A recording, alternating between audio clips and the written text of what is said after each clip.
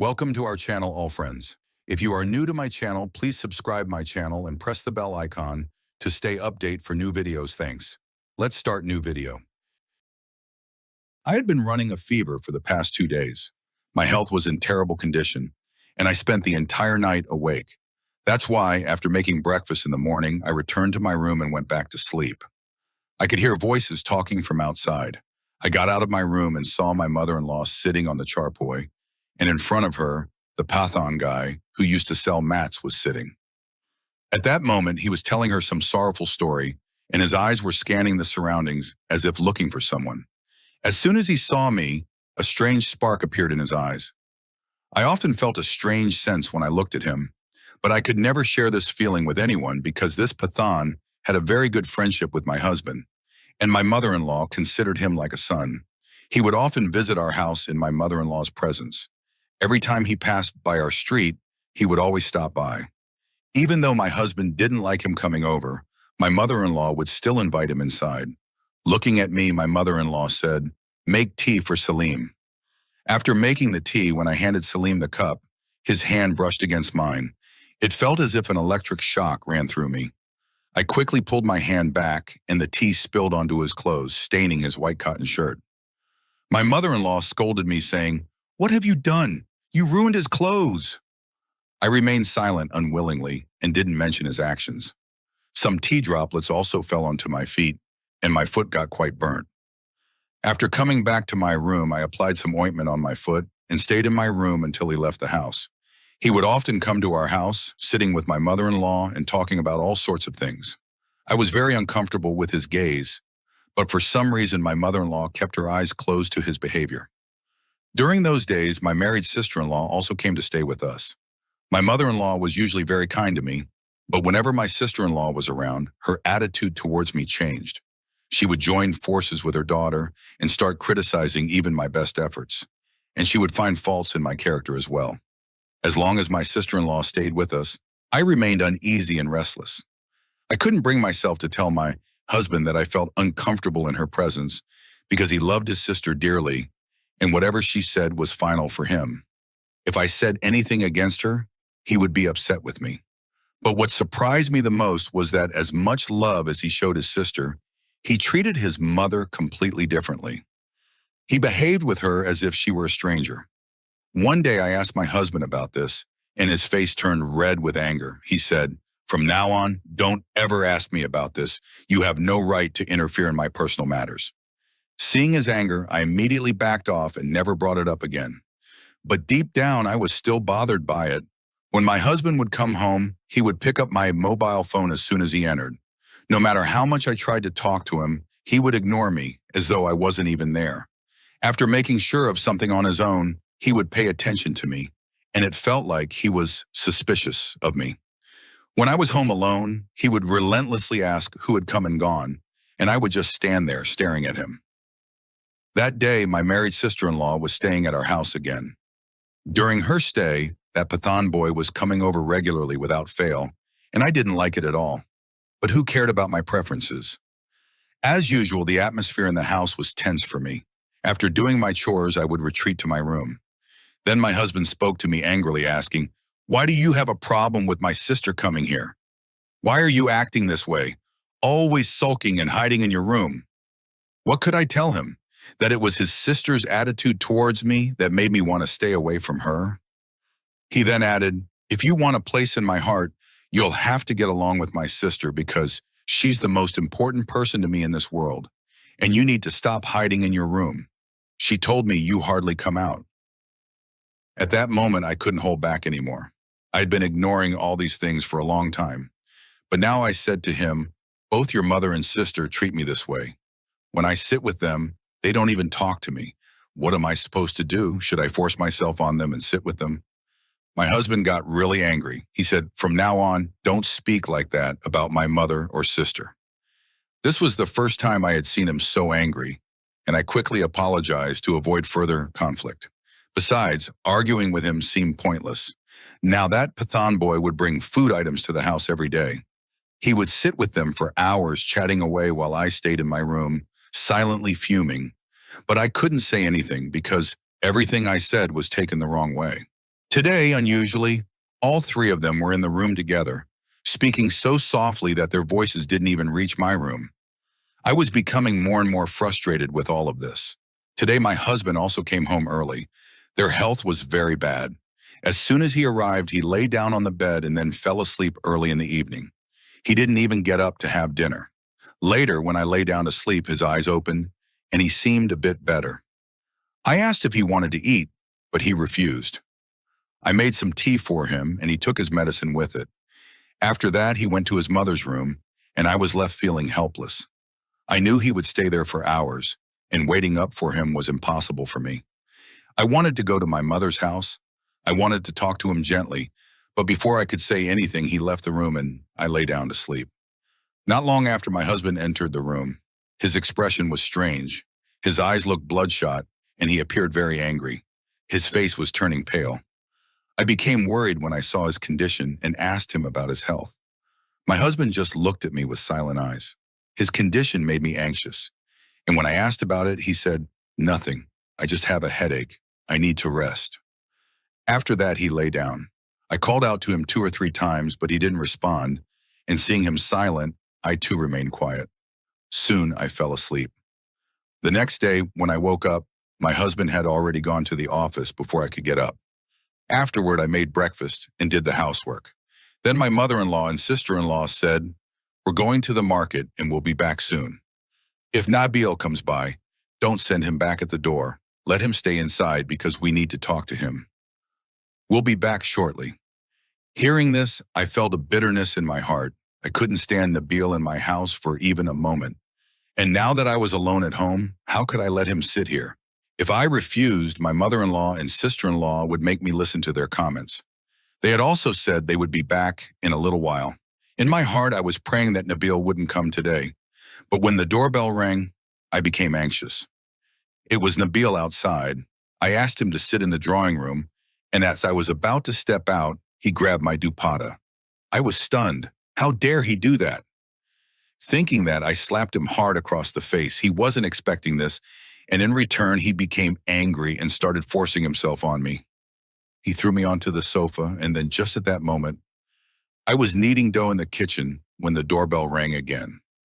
I quickly washed my hands, and I knew it must be my husband at the door. If I took even a moment longer to open it, he would get angry. My mother-in-law had gone to stay at my sister-in-law's house. When she was home, she always opened the door herself.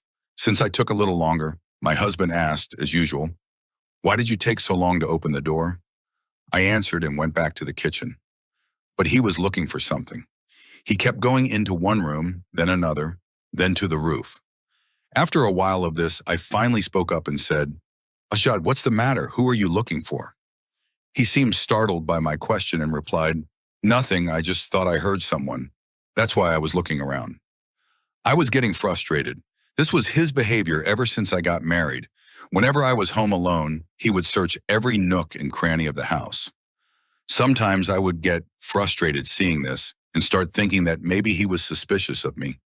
And whenever I asked him about it, he would laugh it off and say, "I know my wife is very good. Why would I doubt you? It's just a habit."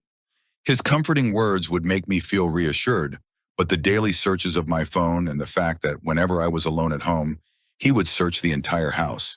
It all bothered me. I couldn't understand what exactly he was looking for when he came home.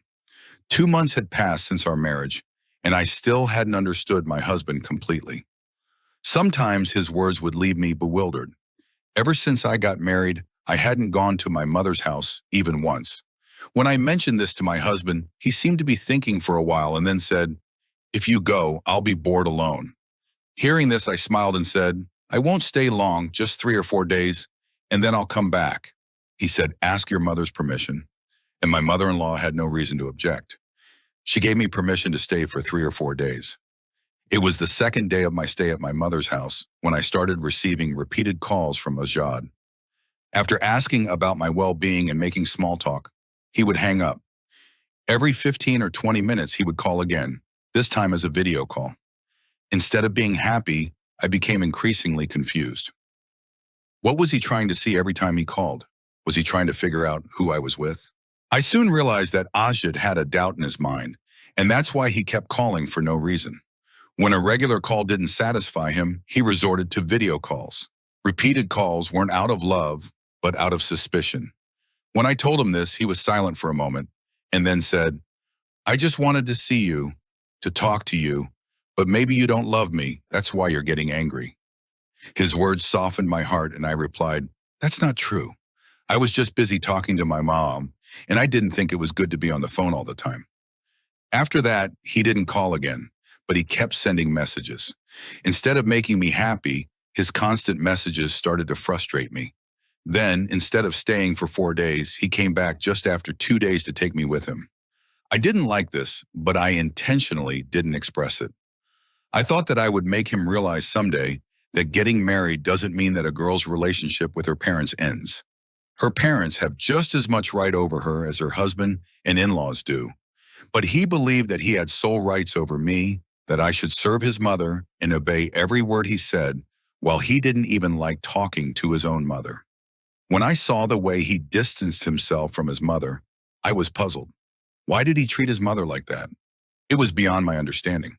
I had never seen him sitting with his mom, talking to her, or discussing personal matters. But he gave so much importance to his sister and would often talk to her on the phone for hours at night, while I would wait for him to finish his conversation with her and finally listen to me. When his sister would come over, he would become blind to everything else. And with her arrival, the presence of that Pathan boy in the house would also increase. Now I realized why I felt so uneasy whenever I saw him. He was always looking at me with the wrong intentions, and today, as soon as the opportunity arose, he started to take advantage of it. When he tried to force himself on me, my husband stepped through the door. Seeing him, I became nervous. His face showed an expression as though a storm was brewing inside him. The Pathan immediately stepped back. I got up from my place and went to him, hugging him.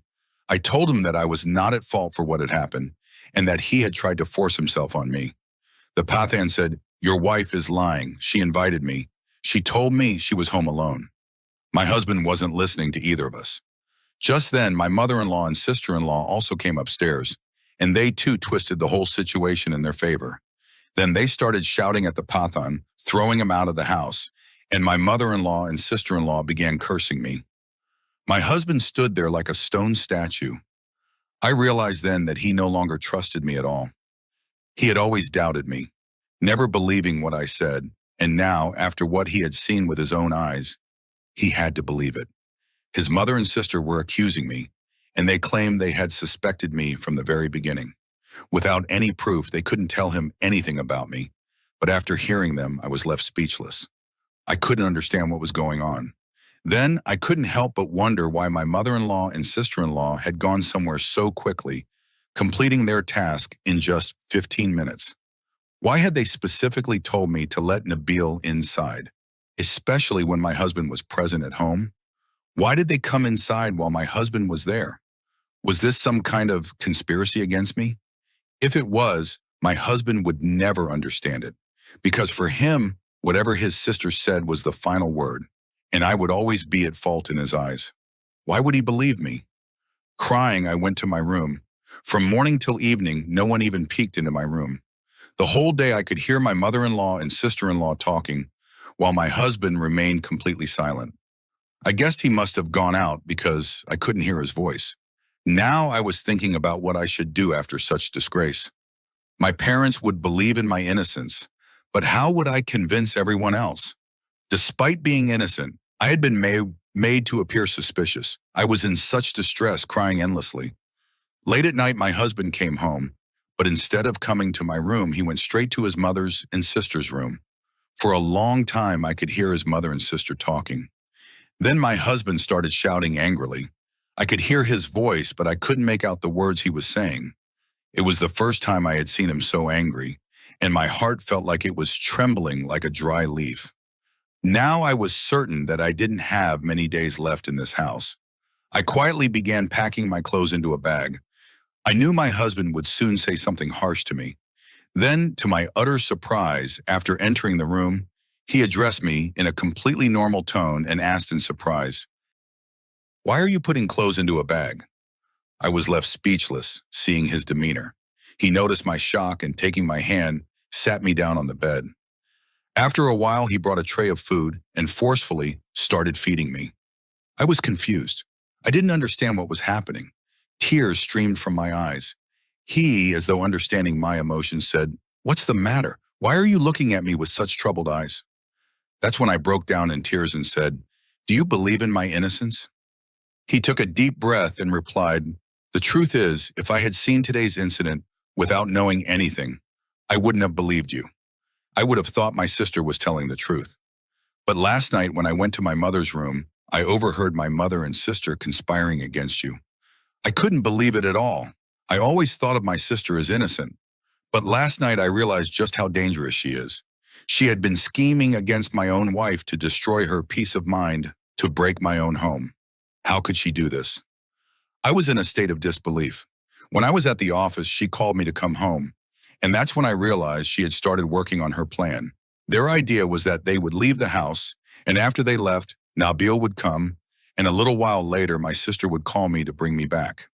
That's why Nabil opened the main gate so I could enter the house and witness the entire act with my own eyes, so that I could then blame you and throw you out of the house. But how could I do that when I knew you were innocent? Hearing this, tears began to fall from my eyes. I couldn't believe it was true, and now I knew my husband believed in my innocence. And now the question I had been asking myself since the beginning of our marriage came to my lips. I asked him about the coldness he showed towards my mother, and he seemed lost in thought for a moment before he said, "When I was a child, I saw my mother deceiving my father with great care. Whenever my father would leave the house, my mother would bring another man into our home. My innocent mind couldn't accept this. It upset me greatly. Later, when I told my father about it, this revelation caused him to suffer a heart attack, and he passed away. After that, I began to feel disgust towards my mother. As I grew older, I realized that whatever my mother had done was terribly wrong. From a young age, I started working to support my education and took on the full responsibility of the house. Afterward, my mother changed too, but she had lost all my respect and admiration. That's why I couldn't trust women anymore. I thought that when you were alone, just as my mother deceived my father, you must have been doing the same. That's why I doubted you. But now I'm sure that you are not like that." Hearing this, I felt relieved and rested my head on his shoulder, telling him, "From now on, no matter how many conspiracies others may create against me, you must never trust anyone." He reassured me, and I smiled with contentment. Thank God my husband acted wisely and our home was saved from breaking apart.